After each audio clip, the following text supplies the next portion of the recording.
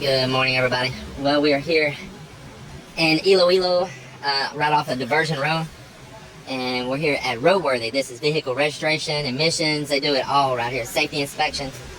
So there goes our little pick 'em up truck right there. And Melinda's in line to do the insurance. You can do your registration, your insurance, your vehicle inspection, smoke test, everything, all in one here at Roadworthy.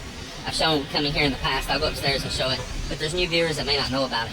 But instead of you having to bounce around location to location, this is a one-stop shop. You pull in, you line up, you come in here, and you go to the cashier's office right here. You leave your key in your vehicle, and they have these employees like right here that'll get in your vehicle and drive it around for it to go through the test.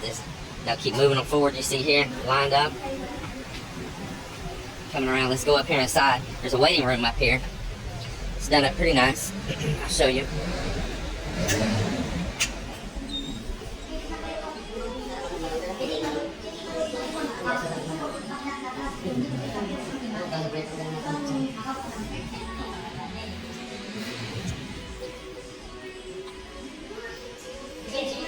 To show each vehicle, see, test hasn't started yet, running, it's going through everything for all the vehicles. That's my little truck right there.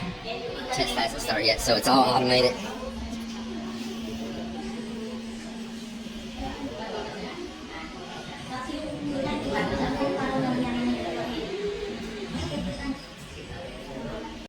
So she already got the insurance while we were waiting for the truck to be done, so now all we have to do is just get the registration right here. And this is the LTO portal down here. I like these blue chairs. It's a really simple one-stop shop.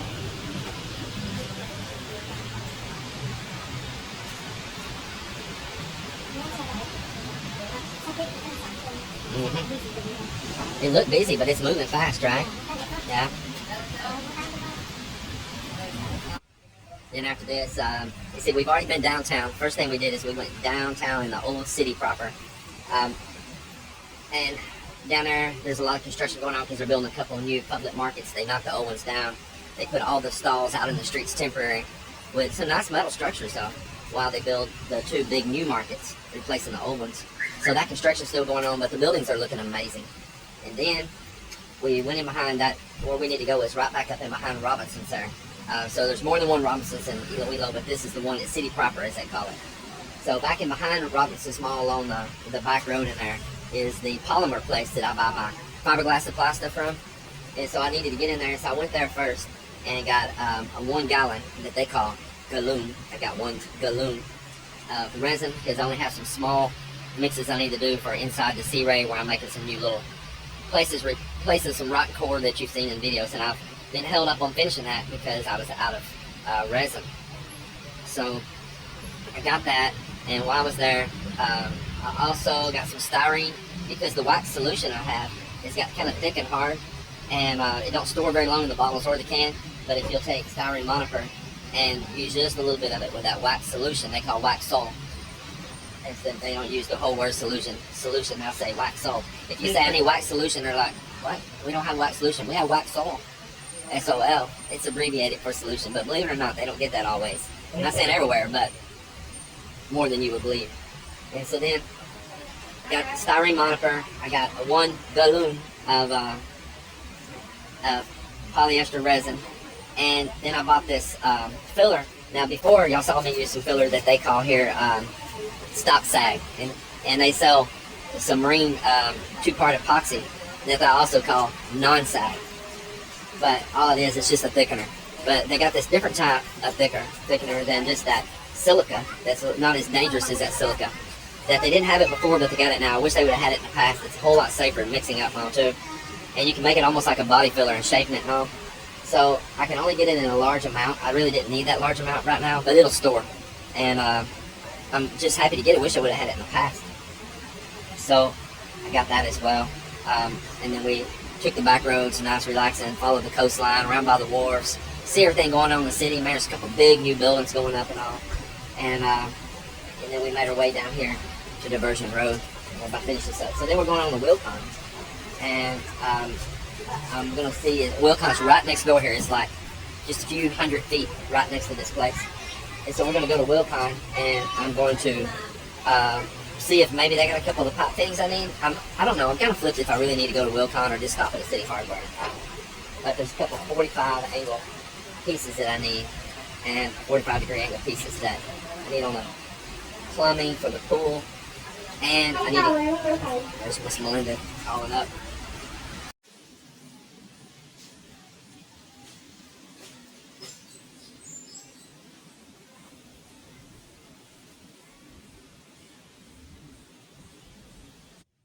Hey, good evening, everybody. Good evening. Well, I tell you what, I said, man, I'm going to record because there has been, even here where it doesn't look so dark, massive lightning bolts coming down with this thunder that comes with it. Lightning and the thunder, feel the thunder. Lightning and the thunder. Like crazy, man. You know, when you get down in these equator areas where you get these tropical storms and this heat, man, the lightning is always so intense, boy. Anyway, I wish I could have caught one and just the sound effects from it. And you all could have heard it. It was unreal.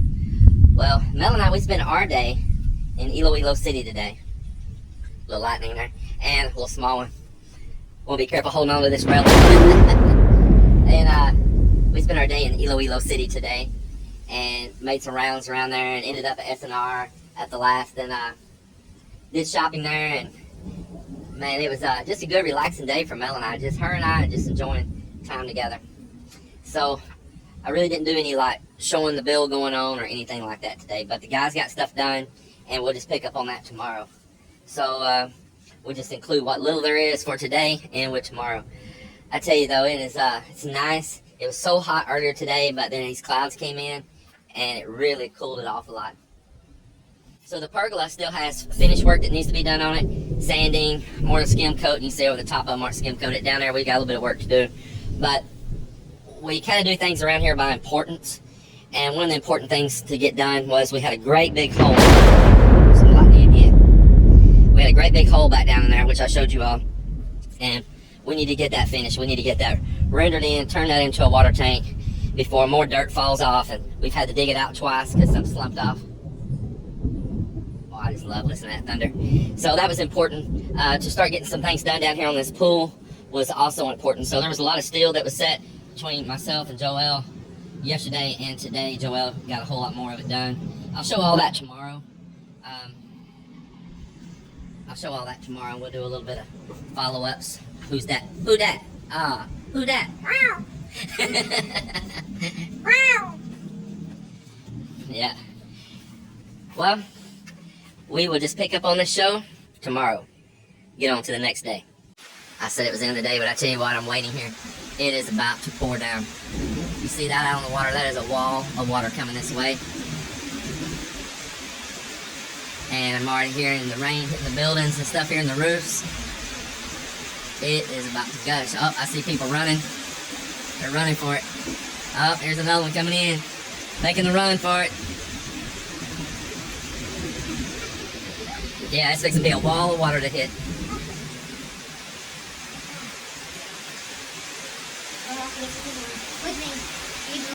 So hello everybody, good morning. So today we're going to harvest some of our 45 days chicken, and I don't know how many they are, but I think half of 45 days chicken today we'll be going to harvest. And June was preparing the hot water here. So this is my garden here before that I was abandoned. It's a lot of work to do. But you see this one, all my sour soup tree is growing. And this is the sweaty. I hear that the kilo of the sweaty is very expensive. And other week my brother asking, if I have the sweaty. I said I have. But it's not doing really well here because it is really shaded. I think I have 3 sweaty here. Oh, it's just only 2. The one was there. This Lamera plants is really shaded this area here. But sometimes, if it is so bushy, I asked one of our boys to to cut the trees, cut off some of the limbs here. But I think soon we're gonna do this one because the more they are shaded is, the more the mosquitoes, and it is the season of the mosquito because it is raining. Wow, it's so many talisay growing here. Maybe I'm gonna ask James too if he want to move this one, find some new location. And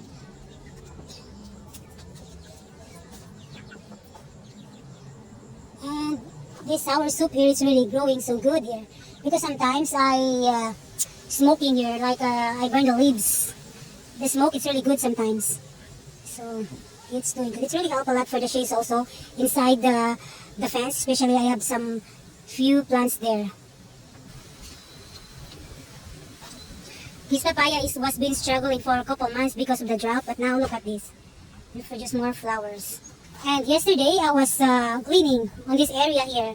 It's because it's a lot of bush also, and it is in front of our house, and I don't like that. I keep yapping and yapping. I didn't know that I off the video. Well, I'm out of the lyrics, like especially like in the song. So I don't know what to say now. Beautiful, nice hibiscus. It's time to clean the truck. So yesterday we've been in the city to renew our insurance of this and registration. So the truck is so filthy. So it's time. Today is I'm going to spend time to clean this one, refresh the truck. Hey, good morning, everybody. Cup of coffee. Looks like I spilled a little overside. Cup of coffee. So this coffee right here is from our friends Trevor and May from Vancouver. They brought this with them in a suitcase, and they sharing it to their family and friends, and we happen to be on that list. And it's called, I believe it's called Kick-Ass Coffee. It's Kick-Ass Coffee. It is really nice. Wow, really nice. Ain't no sponsor or nothing like that. Just sharing what a friend gave us, and I enjoy it. I like it. It's a nice brew. I really like that Barraco Batangas. It's a wonderful coffee. But this is really nice too. And like I say, I like to mix it up so I don't burn myself out on something I really like. This one right here too, I really like. So I'll tell you what's happening around here today. I will. So let's go over here and check it all out. So yesterday and the day before, we worked on forming up some steel where the stairs are going to go down into the pool. And if it rains right now, I've got a tarp pulled here, and I made this little wall here. There's no steel or nothing in it, just to stop the water when the rain comes running down grade here, hitting all this clay and muck, and then going right inside the pool area. And that's what you see back here in the background back there. That reddish orange color is this clay running down back there. So we can get rains every single day now, and that's a problem. So I asked Joel to take some scrap wood, make a little back wall. I asked him to do this just the evening. Make a little back wall right here where we chiseled out to do all this and get plumbing in. And then render it. So he took some what they call steel matting here and put it back there. And to render that up and close it, so when we continue to work on this, no rains can run in there and get all this mud inside. So that is what he is working on in there right now. And he's making quick work of it too. He's doing good. So that's what he's done. And his partner in crime, Turtle, aka Miller, is plucking chickens. Him and Dean, which is a nickname. Lord have mercy. What a morning. Levi! Yeah, boss. You know why I come here to get these chickens? No, boss. Because my brother makes the best fried chicken in the world. Is that right? Hey, good morning, son. How you? How y'all doing? Good morning. Good. What you got for me? Well, we got these real cute bar rock chickens here. Yeah, I see you. Got them nice long-legged Rhode Island red chickens. Rhode Island Red. Yeah. Yeah, them Oh, I like them. I want a Rhode Island Red for me. All right, yeah, two Rhode of them. Island red too? Yeah.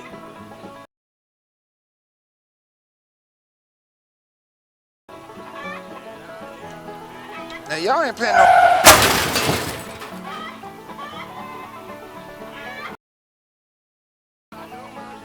You can cut that chicken's head off. Are you saying that I would cut off a chicken's head? But that boy over there looks sexually frustrated, and I don't approve. You know what he called me, boss? Monkey chicken. Yeah. Fuck. Appreciate it. Thank y'all. He's the chicken.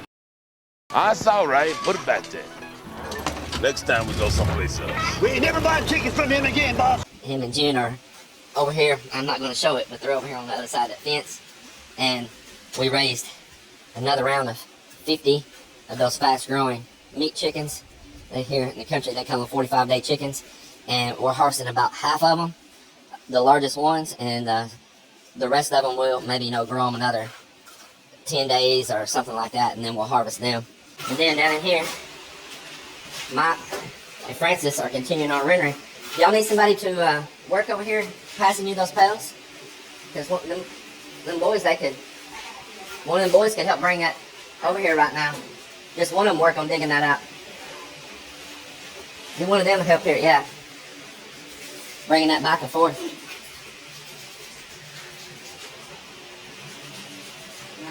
Since I got a couple of guys pulled off doing the chicken plucking, just leaving short on help here. So we'll get Francis back down in the hole doing rendering. Hey Francis, get a little bit more rendering over the top of those pipes right there so we make sure they seal good. Add a little bit more over the top, a couple more inches. Just make sure they seal good. Slap it down there really tight and pack it down, okay? So, man, this is looking good. Since I looked at it yesterday, Mott's done built a lot of thickness on this wall over here. That's what we need. This is looking good, good, good.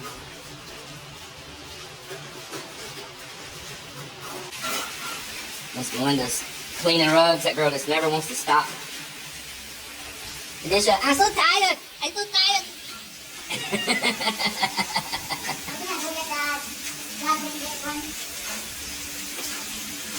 She got her compadre amigas in there doing the same thing.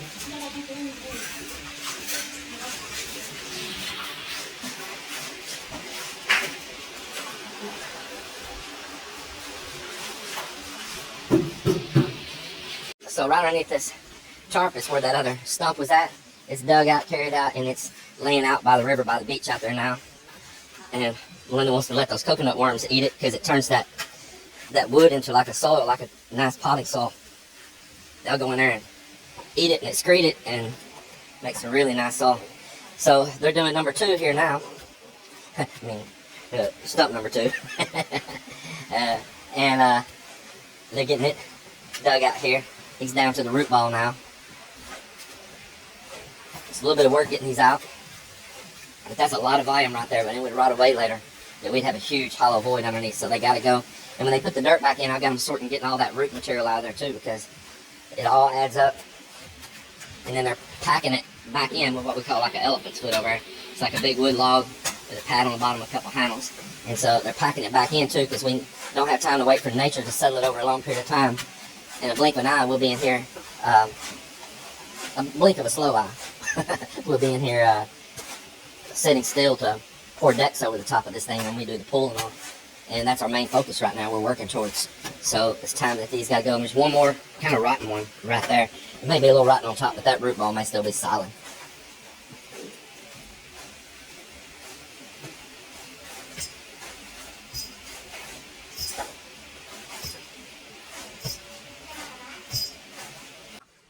And there's no guarantee for tomorrow. And what I mean with that is that I'm not a 20 or 30-year-old anymore.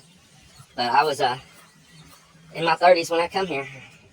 I was 35, getting close to 36, about four months away from turning 36, I guess, when I came here. And let's say I was 35.5.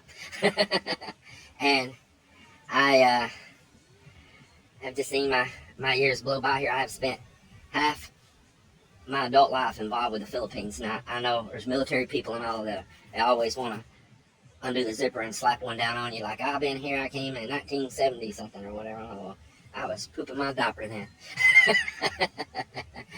But most of it was military related. It wasn't on your own reconnaissance most of the time. I'm not saying every time, most of the time it was military related. You know, you were up at Subic or Clark, and it was party zone and good time girls and all of that stuff.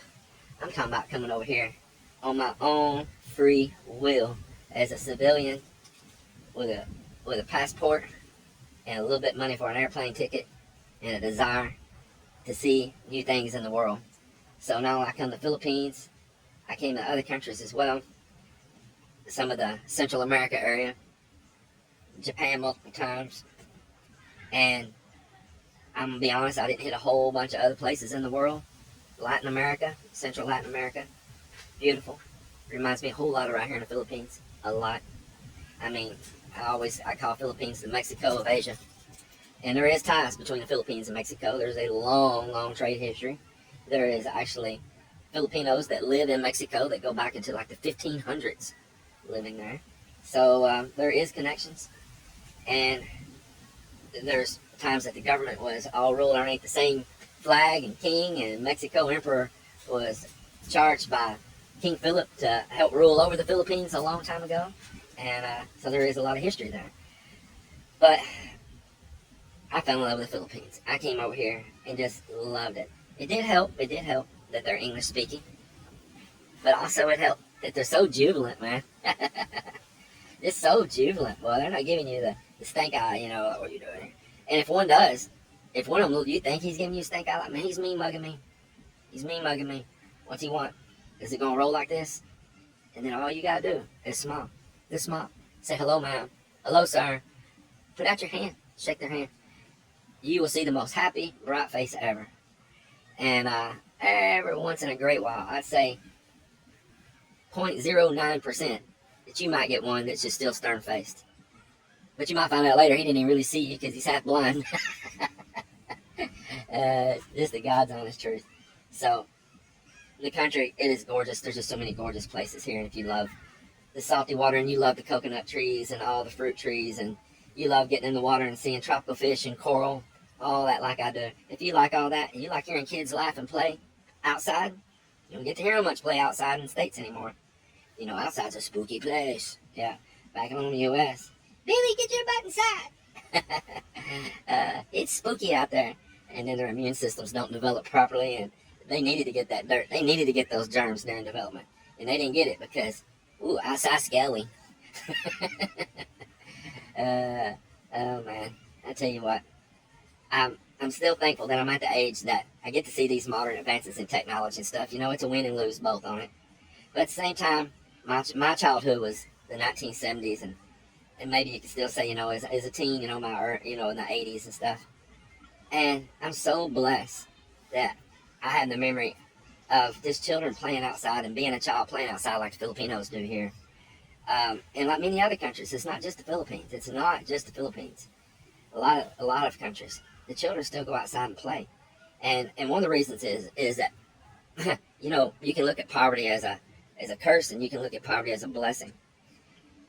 Being that they can't afford, you know, to buy expensive gadgets and gaming consoles, which they don't even hardly use anymore now, they're just on their phones. You know, laid up in a really plush bedroom with an aircon and a smart TV and tablets and all this kind of stuff. It puts them out into the world, and they gain common sense, you know. And that's the problem back in the States now. The generations that's coming on and that are getting in government and ruling, they lack common sense. They lack the understanding of the broader world outside of just their community or their city or their country.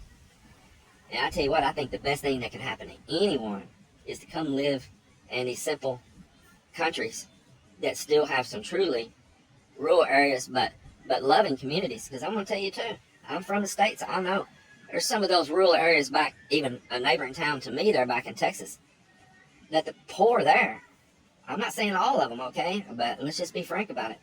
The poor there have turned pretty dang trashy, man. I mean, really trashy.